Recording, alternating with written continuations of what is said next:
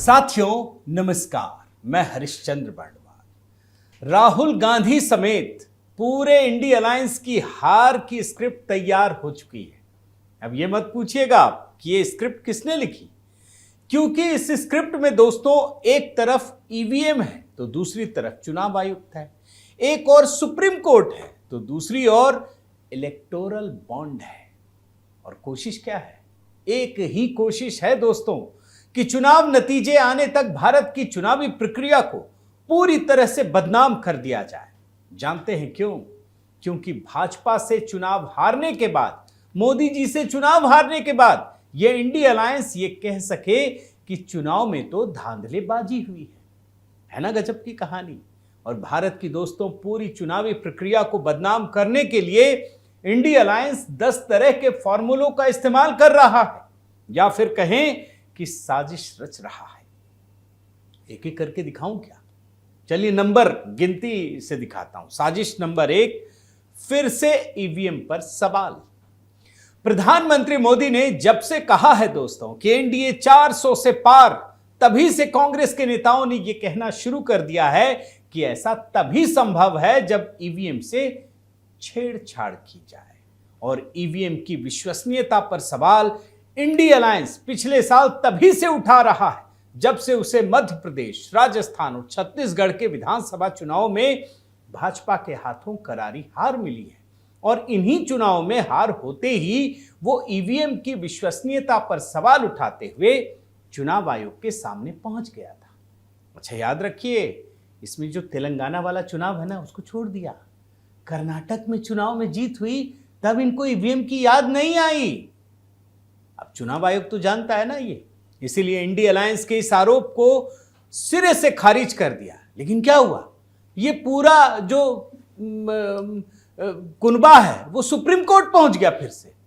अब supreme court ने EVM पर सवाल उठाने वाली 2 याचिकाओं को खारिज कर दिया है। लेकिन आज भी दोस्तों लोकसभा के ऐलान के साथ इंडी अलायंस यही कह रहा है कि ईवीएम का मैनिपुलेशन हो सकता है, जिसका वो विरोध करती रहेगी। है ना कमाल? तो ये ईवीएम वाला जो गड़ा हुआ था वो फिर से जगा दिया गया है और राहुल गांधी ने इसकी लीड ली है। महाराष्ट्र में आपने भाषण भी सुना होगा। अब चलिए साजिश नंबर 2 भी बता देते हैं। 100% वीवीपैट पर्ची की गणना। अब देखिए नैरेटिव को कैसे गूंथा जाता है। चुनाव आयोग और सुप्रीम कोर्ट ने इंडी अलायंस की ईवीएम के सवाल को जब खारिज कर दिया तो इंडी अलायंस ने वीवीपैट पर्ची का मामला उठा दिया और कहा कि ईवीएम के वीवीपैट की 100% पर्ची की गणना की जाए। अब इस मांग को भी चुनाव आयोग ने सिरे से खारिज कर दिया। अब खारिज करना ही है, वरना तो आप ईवीएम हटा दीजिए। लेकिन इंडी अलायंस क्या कह रहा है? वो कह रहा है कि उसे ईवीएम पर भरोसा नहीं और इसलिए वीवीपैट मतदाताओं को दिया जाए। याद रखिए, पिछले साल ही इंडी अलायंस के नेताओं ने वीवीपैट के 100% पर्चियों की गणना को लेकर सुप्रीम कोर्ट में अपील की थी। इस पर सुनवाई हुई और उसके बाद चुनाव आयोग ने कहा था कि 100% पर्ची की गणना का मतलब है कि हम पुरानी बैलेट पेपर वाली व्यवस्था में पहुंच जाएंगे, जो कि भारत के चुनाव के लिए एक बुरी स्थिति होगी। अब करोड़ों वोट होते हैं। अब सोचिए ना, इस मामले में निर्णय देते हुए सुप्रीम कोर्ट ने भी कहा कि ईवीएम वीवीपैट के मिलान और फिर 100% पर्चियों की गणना से कोई फायदा नहीं होगा। यह तो सुप्रीम कोर्ट ने कहा। लेकिन आप समझिए कि कान को कैसे पकड़ना चाहते हैं ये इंडी अलायंस के लोग। पहले इधर से पकड़ रहे थे, नहीं मिली सफलता तो बोले कि अब माथे के पीछे से घुमा के कान पकड़ेंगे। गजब है। चलिए अब मैं आपको साजिश 3 दिखाता हूं। अरुण गोयल को लेकर भ्रम की स्थिति पैदा की गई। इंडी अलायंस लोकतंत्र में विपक्ष की भूमिका में होने के बावजूद भी दोस्तों सरकार और लोकतंत्र की विश्वसनीयता को खत्म करने का लगातार काम करता रहता है। एक उदाहरण दे रहा हूं। अभी हाल ही में जब चुनाव आयुक्त अरुण गोयल ने अचानक चुनाव आयोग से इस्तीफा दे दिया तो विपक्ष क्या कहने लगा कि क्या चुनाव आयुक्त अरुण गोयल अपना पद छोड़कर चुनाव लड़ना चाहते हैं? ये कहा गया। विपक्ष ये भी आरोप लगाने लगा दोस्तों कि अरुण गोयल और मुख्य चुनाव आयुक्त राजीव कुमार में मतभेद हो गया है, जिसके कारण अरुण गोयल ने अपने पद से इस्तीफा दे दिया है। आप देखते चले जाइए क्या क्या हुआ है। लेकिन खबर तो क्या है, खबर यह थी कि अरुण गोयल ने व्यक्तिगत कारणों से चुनाव आयोग से इस्तीफा दिया है और यह पता भी चल गया। लेकिन चूंकि आपको सिर्फ नेगेटिव काम ही करना है तो क्या करेंगे। चलिए साजिश नंबर 4 दिखाता हूं। चुनाव आयुक्तों पर संदेह। चुनाव आयोग में 2 चुनाव आयुक्तों की नियुक्ति के लिए प्रधानमंत्री, एक कैबिनेट मंत्री और विपक्ष के नेता की कमेटी जो बनी, उसकी बैठक हुई कुछ दिन पहले 14 मार्च को हुई है और वो सब नियम कानून के तहत हुई है। इस कमेटी ने पूर्व आईएएस अधिकारी ज्ञानेश कुमार और सुखबीर सिंह संधू की चुनाव आयुक्त के पद पर नियुक्ति कर दी। लेकिन कमेटी में जो विपक्ष की ओर से मौजूद कांग्रेस के नेता हैं अधीर रंजन चौधरी, उन्होंने कई आरोप लगा दिए।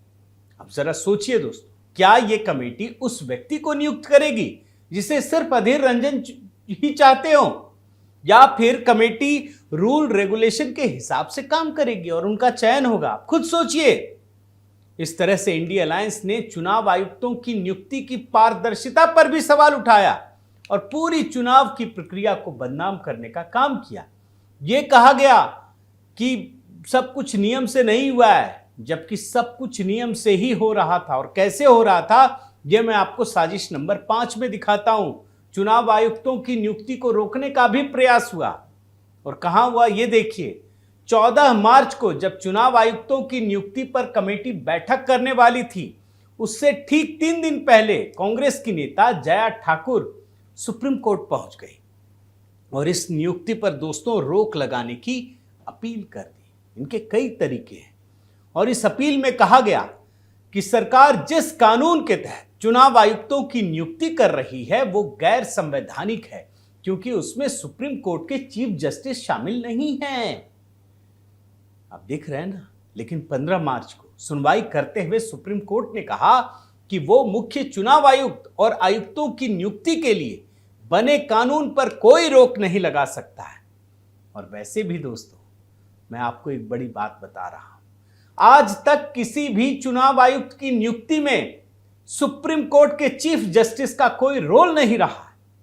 और गांधी परिवार जब प्रधानमंत्री था तब तो सिर्फ प्रधानमंत्री ही करते थे, उसमें तो विपक्ष के नेता की भूमिका भी नहीं थी, अब हुई है। तो आप सोचिए कैसे ये लोग काम करते हैं। साजिश नंबर 6 दिखाता हूं। चुनाव प्रक्रिया को इलेक्टोरल बॉन्ड से जोड़ करके बदनाम किया गया और क्या हुआ ये देखिए। चुनाव की प्रक्रिया को बदनाम करने के लिए इंडिया अलायंस ने एक नया तरीका ढूंढ निकाला। ये नैरेटिव बनाया गया दोस्तों कि सरकार ने इलेक्टोरल बॉन्ड सिर्फ भाजपा के लिए ही बनाया है। बताइए कितनी कहानी दिखा चुका हूं, कैसे गंभीरता से काम ये किया गया है। लेकिन हकीकत क्या है, 2019 के चुनाव से ठीक पहले सबसे अधिक डोनेशन इलेक्टोरल बॉन्ड के जरिए जानते किसको मिला? कांग्रेस को मिला। यही नहीं दोस्तों, टीएमसी और डीएमके को भी सबसे अधिक डोनेशन इलेक्टोरल बॉन्ड से ही मिला है। लेकिन इंडिया अलायंस तो यह नैरेटिव बनाने में आगे है कि इलेक्टोरल बॉन्ड से काला धन भाजपा को मिला और व्हाइट मनी इंडिया अलायंस को मिला। मगर हकीकत क्या? हकीकत यह है कि एक जैसा इलेक्टोरल बॉन्ड सभी राजनीतिक पार्टियों को मिला है दोस्तों, कोई भेदभाव नहीं किया गया और सारा का सारा धन व्हाइट मनी है। अब चुनाव प्रक्रिया को बदनाम करने के लिए इलेक्टोरल बॉन्ड को लेकर सिर्फ भाजपा के खिलाफ जांच की मांग कांग्रेस सुप्रीम कोर्ट से कर रही है। लेकिन कांग्रेस की इस मांग पर यह पूछा जा रहा है कि क्या कांग्रेस को जो इलेक्टोरल बॉन्ड से पैसा मिला, क्या वो डोनेशन वापस करना चाहती है? लेकिन कांग्रेस ने इस सवाल पर मौन साध रखा है। इलेक्टोरल बॉन्ड को लेकर चुनाव आयोग पर सूचनाओं को छिपाने का आरोप लगाने का प्रयास किया गया, लेकिन तुरंत इसकी भी पोल खुल गई, क्योंकि चुनाव आयोग ने सारी सूचनाएं सार्वजनिक करके विपक्ष के इस आरोप को भी धाराशायी कर दिया है। चलिए अब दोस्तों साजिश नंबर 7 की बात करते हैं। अभिव्यक्ति की आजादी, वो झुंझुना फिर से बाहर बज रहा है। देश में चुनाव की प्रक्रिया को बदनाम करने के लिए संयुक्त राष्ट्र संघ के जो ह्यूमन राइट्स चीफ हैं वोल्कर टर्क, उन्होंने चुनाव की तारीख के ऐलान के कुछ दिन पहले यह कहा दोस्तों कि भारत के अंदर लोगों को बोलने की आजादी कम होती जा रही है। सुना आपने, कम होती जा रही है। और विशेष रूप से अल्पसंख्यकों को अपने विचारों की अभिव्यक्ति करने का मौका नहीं मिल रहा है। लेकिन मैं आपको कल ही की खबर दिखाता हूं ताकि ज्यादा दूर ना जाना पड़े। बेंगलुरु के आर्क बिशप पीटर मचाडो ने 22 मार्च को सभी ईसाइयों से प्रार्थना करने के लिए कहा कि वे इस देश में उन उम्मीदवारों की जीत के लिए प्रार्थना करें जो सेक्युलर हो। बताइए, अगर अभिव्यक्ति की आजादी नहीं होती तो धर्म के नाम पे ये होता क्या? चुनाव ही नहीं दोस्तों, चुनाव के पहले भी देश में सभी को बोलने की इतनी आजादी है कि आए दिन सभी नेता प्रधानमंत्री मोदी का अपमान करते हैं या देश की संवैधानिक संस्थाओं के खिलाफ जहर उगलते हैं। और कल तो मैंने आपको एक वीडियो भी दिखाया जिसमें झारखंड में एक नेता मोदी के बारे में क्या अनाप शनाप बातें कह रहा है, आपको सुना चुका हूं। अब मैं आपको साजिशात दिखाता हूं। मतदाताओं के निर्णय को ही ये कटघरे में खड़ा करते हैं, है ना विचित्र? ये इसी देश में हो सकता है। देश में अभिव्यक्ति की आजादी इतनी अधिक है दोस्तों कि इंडिया अलायंस के सभी नेता सिर्फ भाजपा और प्रधानमंत्री मोदी का ही अपमान नहीं कर रहे हैं, बल्कि देश के मतदाताओं का भी अपमान करने में पीछे नहीं रहते हैं। कांग्रेस अध्यक्ष मल्लिकार्जुन खड़गे ने कहा है कि प्रधानमंत्री मोदी को चुनने वाला एक तानाशाह को चुन रहा है। बताइए, 140 करोड़ जनता, उसमें बहुसंख्यक आबादी जो चुनती है पीएम मोदी को, वो तानाशाह को चुनती है। और कांग्रेस का ही एक दूसरा नेता रणदीप सुरजेवाला, उसने तो यही कह दिया था कि भाजपा को मत देकर जिताने वाले मतदाता राक्षस हैं। बाइट सुना चुका हूं, नहीं सुना रहा अभी मैं। और अभी हाल ही में दोस्तों कहा गया कि इस देश में प्रधानमंत्री मोदी का चुनाव करने वाले मतदाता आसुरी शक्ति वाले हैं। सुन चुके हैं ना? अब साजिश नंबर 9 भी बता देता हूं। सरकारी तंत्र के उपयोग का आरोप। इंडिया अलायंस की यही रणनीति है दोस्तों कि इस चुनाव को बदनाम करने का काम किया जाए। इसके लिए टीएमसी के नेता साकेत गोखले ने प्रधानमंत्री मोदी पर यह आरोप लगाया कि वो इंडियन एयरफोर्स के हेलीकॉप्टर का इस्तेमाल कर रहे हैं। जबकि याद रखिए, चुनाव आयोग इस बारे में पूरी तरह से सजग है। वो जानता है कि कौन क्या इस्तेमाल कैसे कर सकता है। सरकार भी चुनाव आयोग के सामने नतमस्तक है। चुनाव आयोग जो कह रहा है वो सरकार को करना पड़ रहा है। अभी आपको मैं बताऊं, अभी चुनाव आयोग ने क्या किया? 6 राज्यों के गृह सचिवों का स्थानांतरण कर दिया और इसमें से 4 राज्य भाजपा शासित हैं। आपको पता है ना ये राज्य कौन कौन से हैं? गुजरात, उत्तर प्रदेश, बिहार, उत्तराखंड। उत्तर प्रदेश में तो योगी सरकार अपने गृह सचिव का स्थानांतरण नहीं चाहती थी, लेकिन चुनाव आयोग ने योगी सरकार की एक भी नहीं सुनी और अधिकारी का स्थानांतरण कर दिया। अब एक और साजिश आपको दिखा देता हूं। साजिश number 10, model code of conduct के उल्लंघन का आरोप। चुनाव के तारीखों के ऐलान के साथ ही इंडिया अलायंस ने एक एक करके सीधे प्रधानमंत्री मोदी को टारगेट करना शुरू किया, आरोप लगाने शुरू कर दिए। पता है कि इनकी सबसे बड़ी ताकत यही है, मोदी के नाम पर चुनाव है। प्रधानमंत्री मोदी ने विकसित भारत के लिए एक पत्र देशवासियों को लिखा जो व्हाट्सएप के जरिए देश के नागरिकों को भेजा गया है, लेकिन कांग्रेस इसे मॉडल कोड ऑफ कंडक्ट का उल्लंघन बता रही है। जबकि याद रखिए, इस ओपन लेटर में किसी तरह का वोट नहीं मांगा गया है। कहीं भी यह नहीं लिखा है कि आप प्रधानमंत्री या भाजपा के किसी उम्मीदवार को अपना वोट देकर विजयी बनाएं। लेकिन जिनको बदनाम करना है उनके पास तो कुछ थोड़ी ना, हासिल थोड़ी करना है, सिर्फ तहस नहस सिस्टम को करते चले आना है। तो कुल मिलाकर साथियों, चुनाव लोकतंत्र की सबसे महत्वपूर्ण प्रक्रिया है जिसके जरिए देश की सत्ता संभालने का मौका मिलता है। जिन पार्टियों को पिछले 10 सालों से यह मौका नहीं मिला है, उन्हें इस बार भी सत्ता मिलने की संभावना नहीं दिख रही है और इसीलिए वे एक नए खेल में शामिल हो गए। खेल जानते क्या है? ना खेलेंगे ना खेलने देंगे, बल्कि खेल बिगाड़ देंगे। इंडिया अलायंस इस बार यही कर रही है।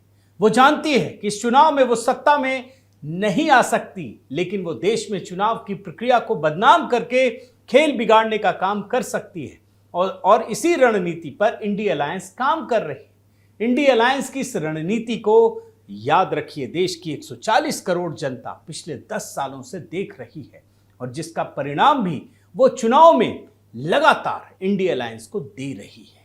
तो उम्मीद है दोस्तों, ये सारा नैरेटिव जो मैंने खोज खोज करके डब्बे से निकालने की कोशिश की गई है मोदी को बदनाम करने की, वो सारे नैरेटिव आपको समझ में आए होंगे। तो बहुत बहुत धन्यवाद। आप कमेंट कीजिए, बताइए कैसा लगा, कुछ छूट रहा हो तो वो भी जानकारी दीजिए ताकि रिसर्च के साथ आपके सामने उपस्थित हो सकूं। तो अपना प्रेम बनाए रखिए दोस्तों, लाइक कीजिए, सब्सक्राइब कीजिए अगर नहीं किया है। और हाँ, एक बात ज़रूर बताऊंगा कि कल ही मैंने होली पर एक शानदार गीत HB मेलोडी इस चैनल में अपलोड किया है, आप देखिए और अपना प्रेम दीजिए। होली त्यौहार भी है तो हमने उसे नए तरीके से सेलिब्रेट करने के लिए गीत आपको समर्पित किया है। आप देखिएगा, बताइएगा कैसा लगा। बहुत बहुत धन्यवाद। नमस्कार।